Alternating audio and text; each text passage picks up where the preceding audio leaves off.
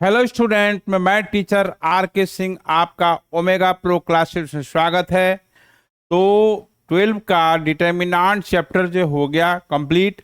आज जो है हम लोग मैट्रिक्स स्टार्ट करने जा रहे हैं, ठीक है। तो आज हम लोग क्या पढ़ेंगे? मैट्रिक्स। तो मैट्रिक्स क्या होता है इसके बारे में आपको बताते हैं। मैट्रिक्स जो होता है रेक्टेंगुलर और स्क्वायर अरेंजमेंट होता है नंबर का। रेक्टेंगुलर और स्क्वायर अरेंजमेंट नंबर का होता है। वो रियल नंबर भी हो सकता है, इमेजिनरी नंबर भी हो सकता है, तो कोई लेटर भी हो सकता है ना। तो यहाँ पर क्या है, देखिए, ये A1 है, A2 है, A3 है, B1 है, B2 है, ये B3 है। ये रेक्टेंगुलर अरेंजमेंट है। ये जो है आपका रो कहलाता है। क्या कहलाता है? रो कहलाता है। ये फर्स्ट रो हुआ, ये सेकंड रो हुआ। अब देखिए, ये जो बी एक मैट्रिक्स है, मैट्रिक्स को हमेशा कैपिटल लेटर से डिनोट करते हैं। क्या चीज नोट करते हैं? कैपिटल लेटर से डिनोट करते हैं। अब जैसे यहाँ पर A1 है, A2 है, A3 है, B1 है, B2 है, B3 है। इसमें तीन रो है। देखिए, तीन रो है, तीन रो है और दो कॉलम है। देखिए, इसमें तीन कॉलम है। फर्स्ट कॉलम, सेकंड कॉलम, आइए थर्ड कॉलम। और इसमें क्या है? दो कॉलम है, फर्स्ट कॉलम और सेकंड कॉलम। तो मैट्रिक्स क्या हुआ? नंबर का अरेंजमेंट हुआ, रेक्टेंगुलर अरेंजमेंट, स्क्वायर अरेंजमेंट भी हो सकता है। जैसे सी एक मैट्रिक्स है, इसमें 1 2 3, 3 2 1, 2 3 1, ठीक है। इसमें क्या है? तीन रो है, तीन कॉलम है, ये स्क्वायर अरेंजमेंट हुआ, ठीक है। तो जब number of row number of column same होगा तो उसको हम लोग स्क्वायर अरेंजमेंट कहेंगे। जब नंबर ऑफ रो और नंबर ऑफ कॉलम सेम नहीं होगा तो उसको रेक्टेंगुलर अरेंजमेंट कहेंगे। तो मैट्रिक्स क्या हुआ? बेसिकली मैट्रिक्स जो है, आप अब आपको हम डिफाइन कर रहे हैं कि मैट्रिक्स क्या होता है। मैट्रिक्स अब आपको समझा रहे हैं कि डिफाइन कर रहे हैं मैट्रिक्स क्या होता है। स्क्वायर और रेक्टेंगुलर अरेंजमेंट, स्क्वायर और रेक्टेंगुलर अरेंजमेंट, इसको हटाते हैं, इसके बाद फिर से डिफिनेशन, ये एग्जाम्पल देंगे। तो यहां पर मैट्रिक्स को डिफाइन कर रहे हैं।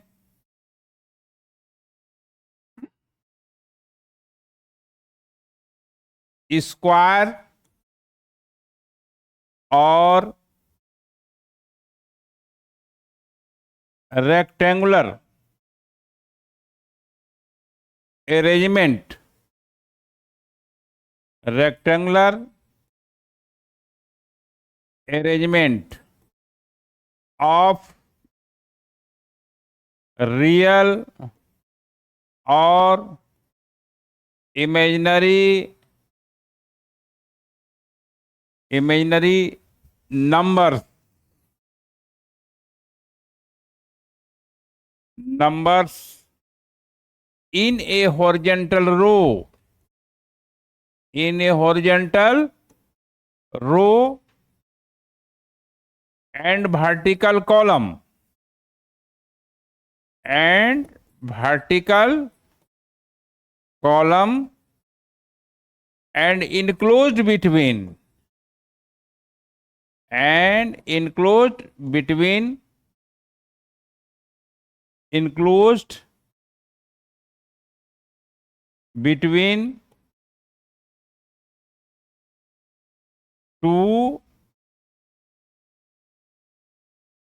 braces or arrays, or arrays is called matrix. और मैट्रिक्स को हमेशा कैपिटल लेटर से डिनोट करते हैं, स्मॉल लेटर से नहीं। It is denoted by A B C D E T C. ठीक है, तो हम लोग मैट्रिक्स डिफाइन कर दिए। ये एक स्क्वायर और रेक्टेंगुलर अरेंजमेंट होता है in a horizontal row and vertical column and enclosed between two arrays या ब्रेसेस। देखिए फॉर एग्जांपल में क्या है, यहां पर 1 2 3 4, इसमें 2 रो है 2 कॉलम है, ये 2 बाई 2 ऑर्डर का मैट्रिक्स हुआ। ऑर्डर ऑफ मैट्रिक्स क्या होता है, जितना नंबर ऑफ रो होता है, नंबर ऑफ कॉलम होता है, वही उसका ऑर्डर कहलाता है। जैसे बी एक मैट्रिक्स है, 1 -1 2 3 4 5, इसमें जो है 3 रो है 2 कॉलम है, तो 3 बाई 2 ऑर्डर का मैट्रिक्स हुआ। ठीक है, अब देखिए यहां पर सी एक मैट्रिक्स है, 1 -1 2 3 4 6, ये आपका 2 बाई 3 ऑर्डर का हुआ। डी एक मैट्रिक्स है, ये 1 0 -1 2 3 4 0 1 2, ये आपका 3 बाई 3 ऑर्डर का मैट्रिक्स हुआ। 3 बाई 3 ऑर्डर का मैट्रिक्स हुआ। तो यदि किसी मैट्रिक्स में m रो है और n कॉलम है, तो उसका ऑर्डर जो होगा m बाई n होगा, है ना। तो देखिए नोट में, if matrix has m rows and n columns,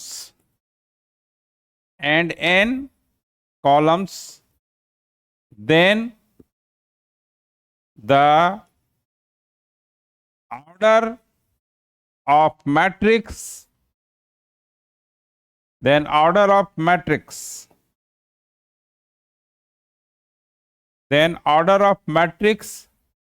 is, ऐसे लिखेंगे क्रॉस इनटू करके m पढ़ेंगे बाई m बाई n, ये तरीका है। तो किसी भी मैट्रिक्स में, ठीक है, कि अगर m रो है n कॉलम है, तो उसका ऑर्डर जो होगा वो m बाई n होगा। अगर किसी मैट्रिक्स में 4 रोज है 5 कॉलम्स है, तो वो 4 बाई 5 ऑर्डर का मैट्रिक्स होगा। अगर 6 रो है 7 कॉलम है, 6 बाई 7 ऑर्डर का मैट्रिक्स होगा। पहले रो लिखाता है, उसके बाद कॉलम लिखाता है, ये ध्यान देना है। अब देखिए हम आगे बढ़ते हैं कि आगे क्या चीज है, कि मैट्रिक्स का कोई भी न्यूमेरिकल वैल्यू नहीं होता है। Matrix has no numerical value. सबसे पहले मैट्रिक्स का कभी भी वैल्यू आपसे पूछेगा नहीं निकालने के लिए। Matrix has no numerical value, कोई भी इसका न्यूमेरिकल वैल्यू नहीं होता है। हैज नो न्यूमेरिकल वैल्यू और नो वैल्यू, मतलब कोई वैल्यू नहीं होता है। यानी कभी भी क्वेश्चन ऐसा नहीं आ सकता है कि find the value of matrix, क्योंकि मैट्रिक्स की कोई न्यूमेरिकल वैल्यू नहीं होती है, कोई वैल्यू नहीं होता है। दूसरा पॉइंट यहां पर यह है, दूसरा पॉइंट यहां पर यह है कि मैट्रिसेस जो है, और मैट्रिक्स में कंफ्यूजन नहीं होना है, मैट्रिक्स सिंगुलर होता है, मैट्रिसेस प्लूरल होता है। तो कभी क्या है कि बुक में लिखा रहता है मैट्रिक्स टॉपिक का नाम, कभी रहता है मैट्रिसेस लिखा हुआ। तो matrices is plural of matrix, यानी मैट्रिक्स एक सिंगुलर है।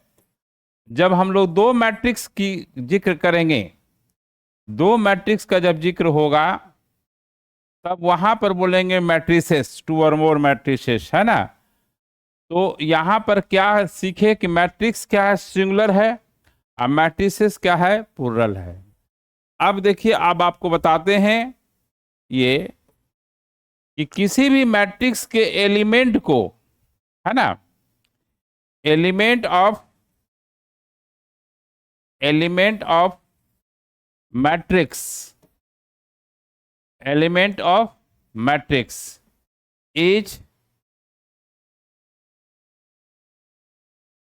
Denoted by A I J. यहाँ ए लेना है, स्मॉल लेटर, और आई जे, यहाँ आई क्या डिनोट करता है, नंबर ऑफ रो, और जे डिनोट करता है नंबर ऑफ कॉलम। तो आई denotes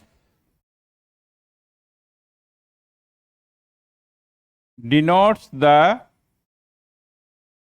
number of रो, जे जो है denotes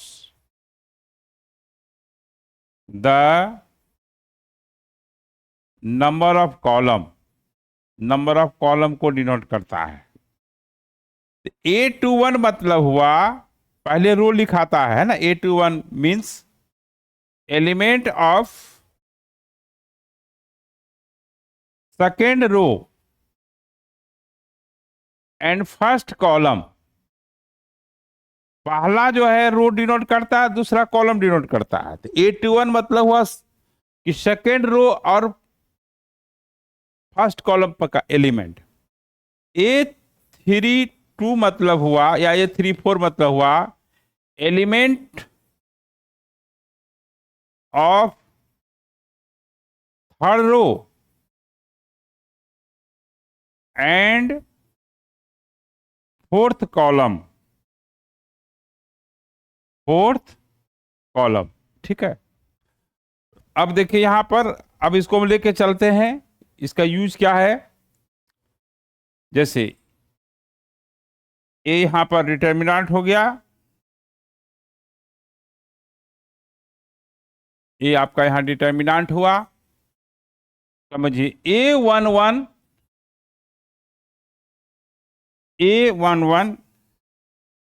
और यहां A12 होगा, A12 होगा, A13 होगा। देखिए पहला रो है इसलिए देखिए 111 है। A21 दूसरा रो है, A22, A23। पहला जो नंबर है वो रो डिनोट करता है, दूसरा जो है आपका कॉलम डिनोट करता है। A23 मतलब हुआ सेकेंड रो थर्ड कॉलम का एलिमेंट।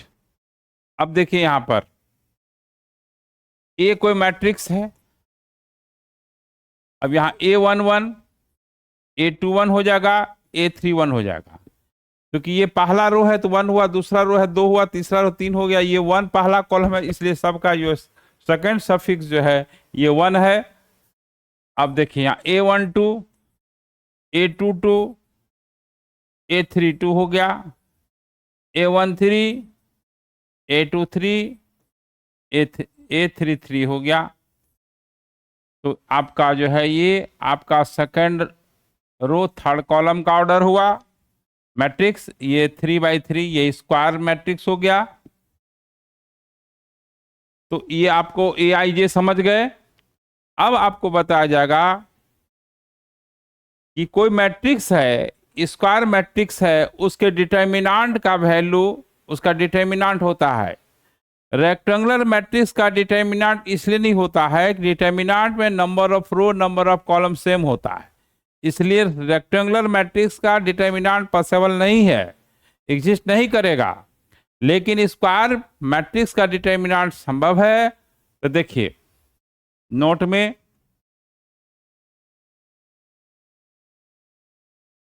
कि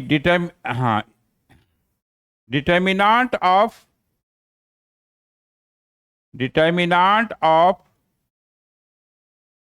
स्क्वायर मैट्रिक्स लिख रहे हैं, इसलिए कि रेक्टेंगुलर का तो होता नहीं है। The determinant of square matrix is denoted by determinant of square matrix A is denoted by, ऐसे इसको पढ़ेंगे, डिटर्मिनेंट ऑफ स्क्वायर मैट्रिक्स, है ना। अब देखिए यहां पर जैसे ये कोई मैट्रिक्स है 2 3 4 5 है, ये स्क्वायर मैट्रिक्स है क्योंकि 2 रो 2 कॉलम है, तो इसको हम ऐसे लिखेंगे मॉडुलस ऐसा, और ये जो इसको केवल 2 वर्टिकल लाइन में लिखना है, 3 5 हो गया। अब जो है हम लोग दूसरा एग्जांपल लेते हैं। फिर एक मैट्रिक्स है 1 2 3 0 1 2 -1 4 5। अब इसका जो है डिटर्मिनेंट संभव है क्योंकि 3/3 ऑर्डर का है, तो ये जो हो जाएगा आपका 1 2 3 0 1 2 -1 4 5, ठीक है।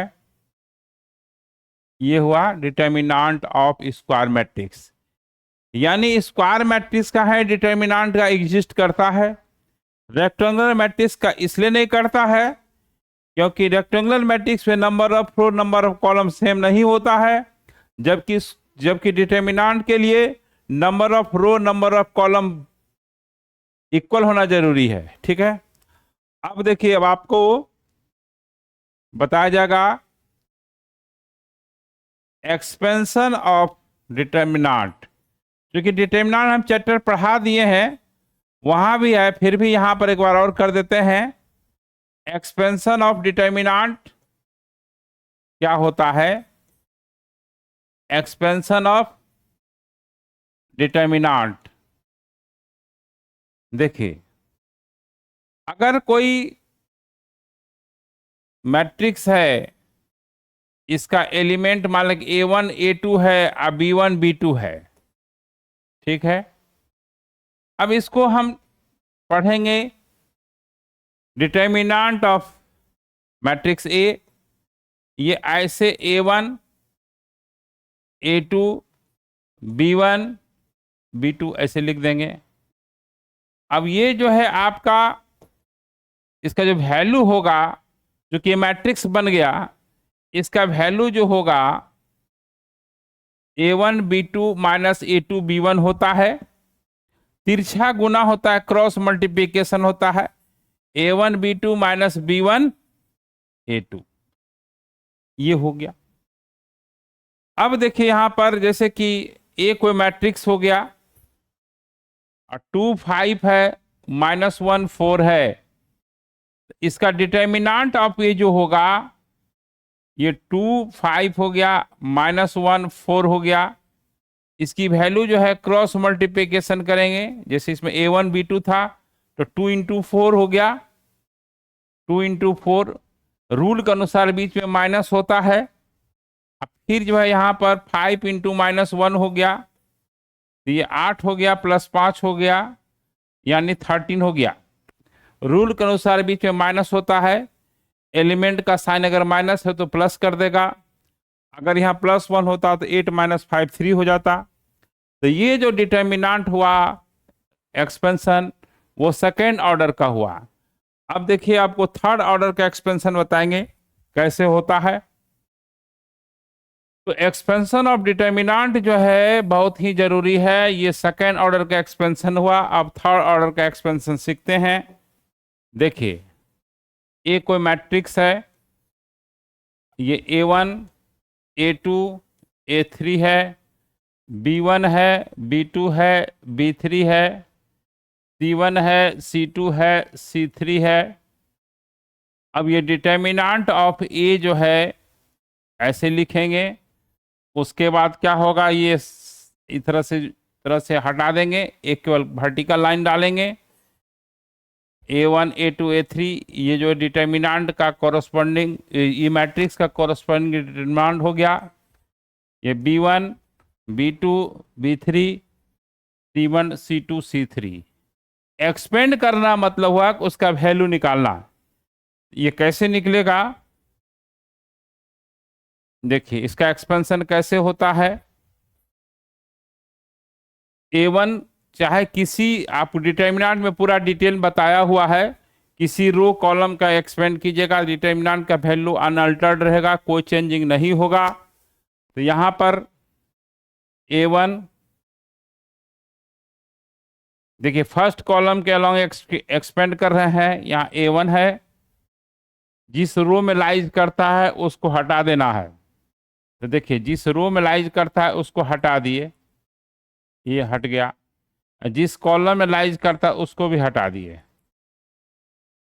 अब देखिए बचा क्या, B2 C2, B2 C2 और ये B3 C3, ये प्लस हुआ। अब रूल है, क्या रूल है, देखिए इसको हटाते हैं,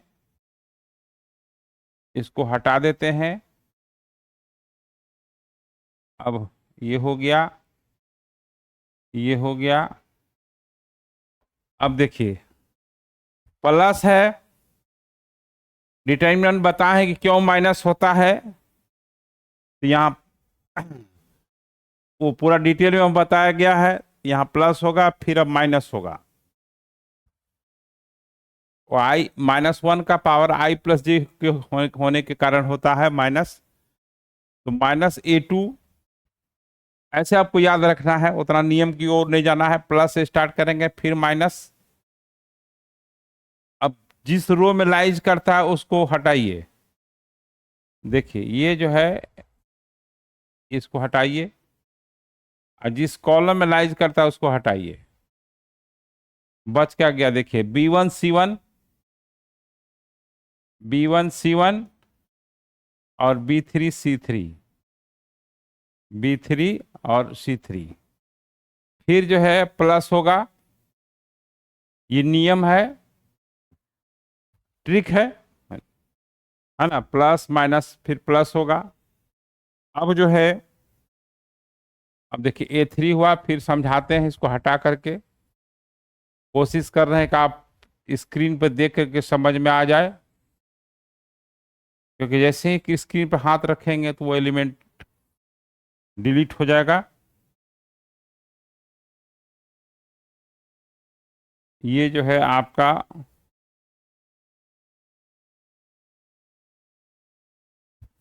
ये B3 है।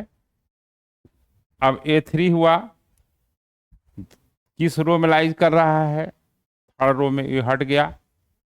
किस कॉलम में लाइज कर रहा है, फर्स्ट कॉलम में। बच गया क्या, B1 C1, B1 C1 और ये B2 C2। अब क्या करना है, इसको हटा देते हैं।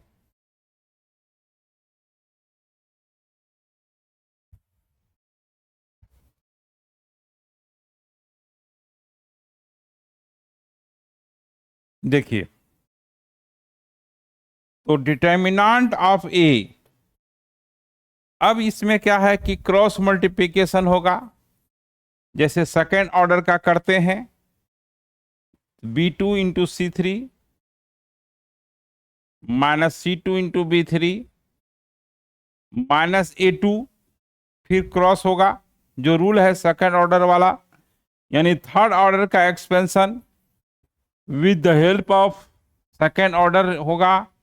C1 B3 या B3 C1 लिखिए, उससे कोई दिक्कत नहीं है। प्लस A3, फिर इसमें क्रॉस होगा, B1 C2 minus B2 C1, B1 C2 minus C2 C1 B2। उससे कोई दिक्कत नहीं है कि B2 C1 लिखें या C1 B2 लिखें, उससे कोई मतलब नहीं है ना। तो इस तरह से हम लोग एक्सपेंड करते हैं। एक एग्जांपल ले लेते हैं डिजिट लेकर के। देखिए फॉर एग्जांपल में क्या है, इफ A इक्वल टू 2 3 4 है, -2 है, +4 है, 4 है, 5 है, -0 है, 1 है, 2 है। इसकी हमको डिटर्मिनेंट का वैल्यू निकालना है। तो फाइंड, ये इसका मतलब मॉडुलस ऑफ ए नहीं है, find the determinant of matrix A है ना। तो देखिए यहां पर डिटर्मिनेंट जो होगा 2 3 4 हो जाएगा, -2 4 -5 हो जाएगा, 0 1 2 हो जाएगा। अब एक्सपेंड करना है, किसी रो और कॉलम के एक्सपेंड कर सकते हैं। देखिए रूल जो है कहता है कि यहाँ प्लस है तो फिर माइनस, यहाँ प्लस होगा, प्लस के बगल में माइनस, माइनस के बगल में प्लस, ये माइनस है फिर प्लस फिर माइनस, प्लस है तो इसके बगल माइनस, फिर बस यही रूल है। आप किसी रो कॉलम के अलोंग एक्सपेंड करेंगे, डिटर्मिनेंट का वैल्यू चाहे फर्स्ट कॉलम के अलोंग करें, चाहे सेकेंड कॉलम के थ्रू करें, या थर्ड कॉलम के थ्रू करें, या फर्स्ट रो के थ्रू करें, या सेकेंड रो के थ्रू करें, थर्ड रो के थ्रू करें, डिटर्मिनेंट का वैल्यू अनअल्टर्ड रहेगा, किसी प्रकार का चेंजिंग नहीं होगा, वही होगा। तो अब देखिए इसका वैल्यू जो है प्लस, देखिए यहाँ साइन क्या है प्लस, ये 2। अब इसको क्या है कि जिस रो में है उसको ढक दीजिए, तो जिस रो में ये हट जाएगा, ये कॉलम भी हट जाएगा, बचेगा क्या 4 1 -5 2। अब जो है यहां पर हटा दिए। अब देखिए प्लस है फिर अब माइनस होगा रूल के अनुसार। अब इस रो को हटाइए, इस रो को हटाइए, इस कॉलम को हटाइए, बच गया क्या। बहुत अच्छे ढंग से एक्सपेंशन करने का तरीका बता रहे हैं। 4 1 4 1 हो गया।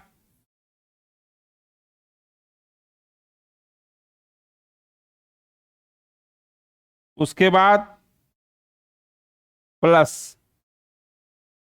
4 आइए, इसके बाद क्या करना है, इसको हटाते हैं। अब ये थर्ड रो में है, थर्ड रो को हटा देंगे, थर्ड रो को हटा देंगे, ठीक है, थर्ड रो को हटा दिए। 4 जो है थर्ड रो है, फर्स्ट कॉलम में है, उसको डिलीट कर दिए, मतलब ये ऐसे बच गया क्या। देखिए यहां पर, यहां थोड़ा सा गलती हो गया, 3 है तो -5 और 2 होगा, ठीक है, -5 और 2 होगा, क्योंकि 3 लिए थे तो ये हटेगा, तो ये और ये बचेगा, -5 और 2 बचेगा। और 4 जब होगा तो -2 0 होगा, और 4 और 1 होगा, ठीक है। अब क्या है 2, अब क्रॉस मल्टीप्लिकेशन कीजिए, 8 सॉरी 8 होगा ना, तो 8 हो गया। उसके बाद माइनस, चूंकि माइनस है, अब यहाँ एलिमेंट का साइन -5 है, तो -5 × 1 +5 हो जाएगा, -3 ये -4 ये 0 हो जाएगा। अब 4 जो है -2 -0 हो जाएगा। तो अब ये 8 5 13, 13 गुना 2 26 हो गया, 26 हो गया। अब +12 हो गया, अब -8 हो गया, 26 12 आपका 38 -8 30 हो गया। इस तरह से हाँ डिटर्मिनेंट का, है ना, कोई स्क्वायर मैट्रिक्स है उसके डिटर्मिनेंट का वैल्यू निकालते हैं जब थर्ड ऑर्डर का होता है। सेकेंड ऑर्डर वाला तो सिंपल है, देख रहे हैं कि थर्ड ऑर्डर का जो डिटर्मिनेंट है with the help of second order, यानी सेकेंड ऑर्डर के हेल्प से ही निकालते हैं। तो चलिए अब हम लोग डिटर्मिनेंट, मैट्रिक्स का डिटर्मिनेंट सीखे। अब इसमें बताते हैं क्या चीज है कि अब हम लोग माइनर एंड कोफैक्टर पढ़ेंगे, माइनर एंड कोफैक्टर एलिमेंट का, है ना। तो देखिए minor and cofactor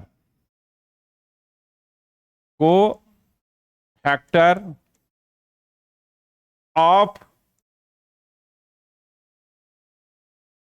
elements,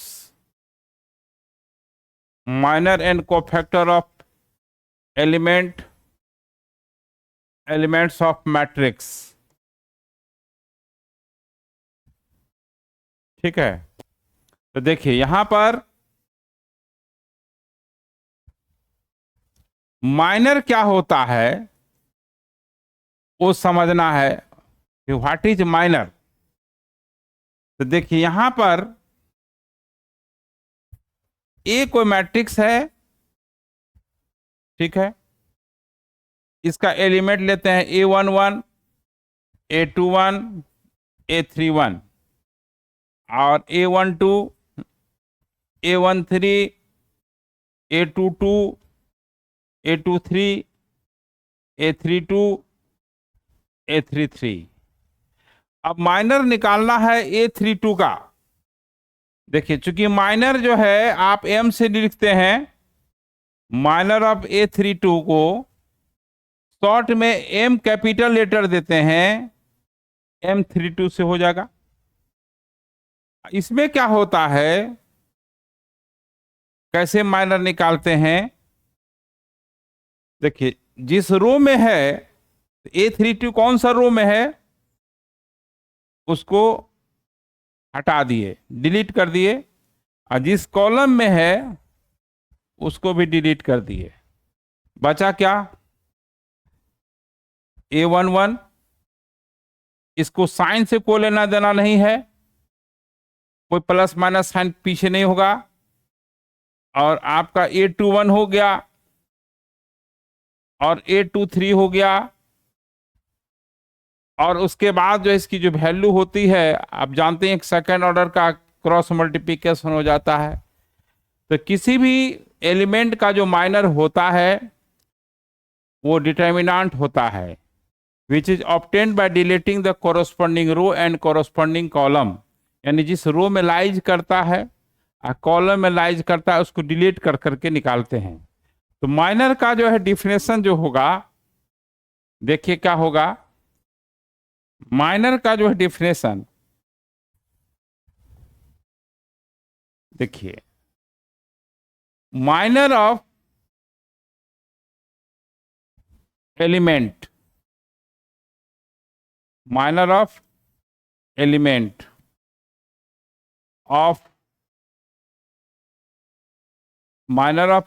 of determinant या मैट्रिक्स एक ही चीज है। देखिए ये चीज ऐसा है कि दोनों में है, डिटर्मिनेंट में भी है और मैट्रिक्स में भी है। डिटर्मिनेंट बताए थे, माइनर बताए होंगे, बताए हैं, है ना। तो minor of element of determinant और मैट्रिक्स, कौन मैट्रिक्स, डिटर्मिनेंट किसका संभव है, स्क्वायर मैट्रिक्स का है, और स्क्वायर मैट्रिक्स लिखेंगे, square matrix is a determinant. ये डिटर्मिनेंट होता है, मैट्रिक्स नहीं होता है। Is a determinant which is obtained, which is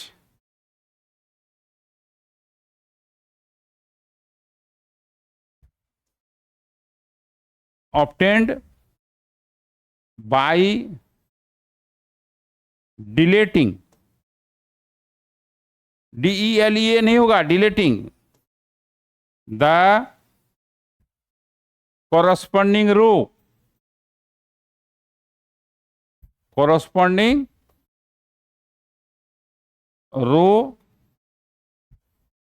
and column,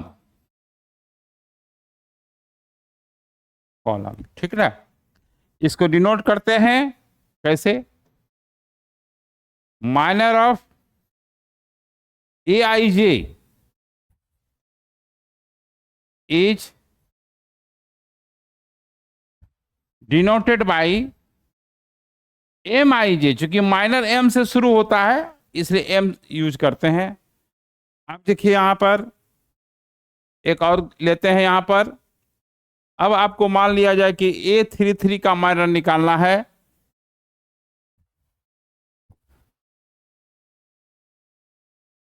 minor of A33 का निकालना है। तो इसमें क्या करना है, इसको हटाते हैं पहले, तब समझ में आएगा।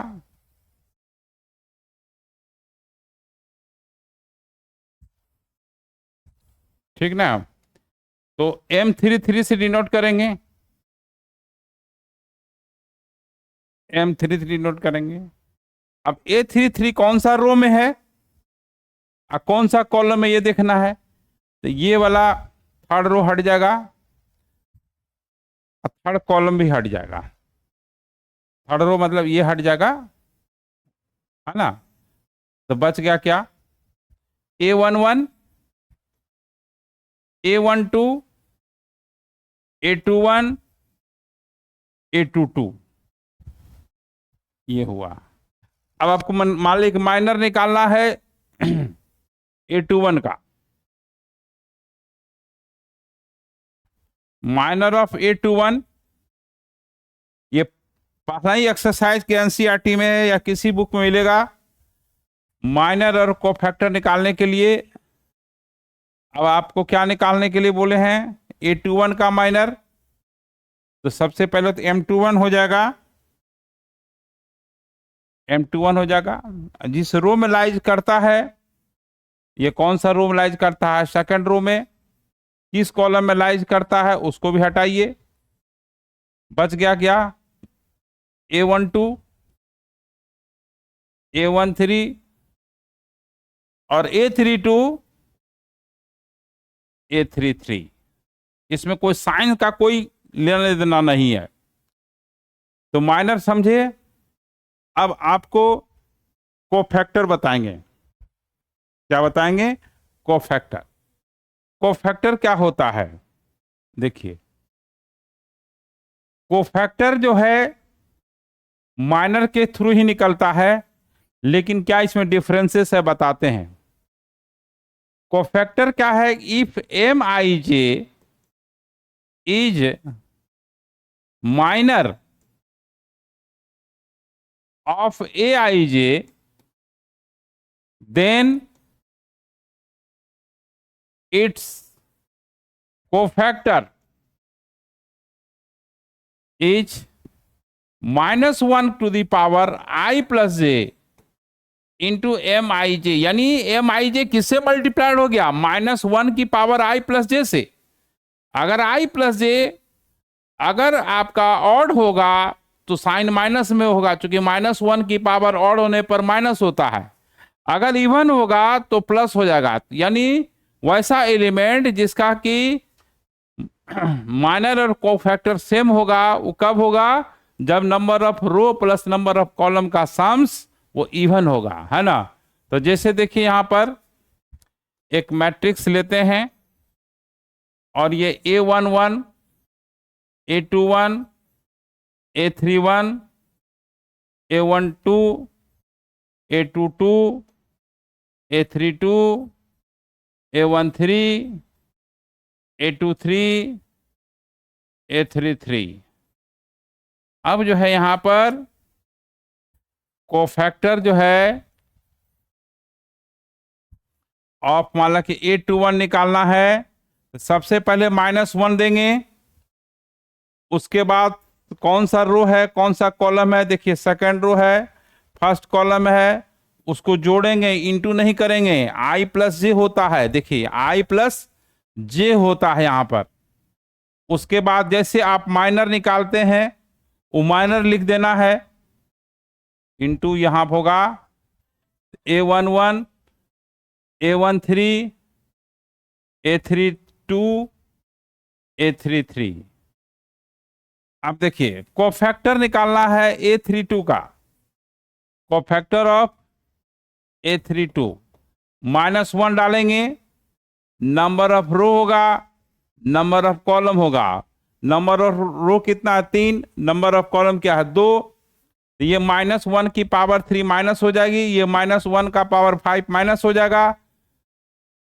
अब कौन सा रो में लाई कर रहा है, सॉरी यहाँ इनटू होगा, यहाँ पर कौन सा रो में लाई करता है, A32 थर्ड रो में है, और सेकंड कॉलम में इसको हटा देंगे। तो जैसे इसको जब हटाइएगा, जैसे माइनर निकालते थे ऐसे हट गया, तो बच गया क्या, बोलिए, A11, A13, A21, A23, ये कोफैक्टर ये हुआ। उसी तरह से मान लें कि आपको A22 को भी निकालने के लिए कह सकते हैं, A223 की भी निकालने के लिए कहा जा सकता है। तो कहने का मतलब यह है कि माइनर कोफैक्टर में केवल साइन का डिफरेंस है, ठीक है, वो भी अगर number of row number of column अगर इवन नंबर होगा तो माइनर और कोफैक्टर दोनों का सेम हो जाएगा। तो आगे की ओर हम लोग जो है जो बढ़ेंगे वो अलजेब्रा ऑफ मैट्रिक्स है, जो कि नेक्स्ट लेक्चर में बताया जाएगा। एडिशन, सब्ट्रैक्शन, मल्टीप्लिकेशन, उसके बाद टाइप्स ऑफ मैट्रिक्स होगा, है ना। तो फिर आज के लेक्चर में इतना ही, फिर हम नेक्स्ट क्लास में मिलते हैं, नेक्स्ट लेक्चर मिलते हैं। Okay bye.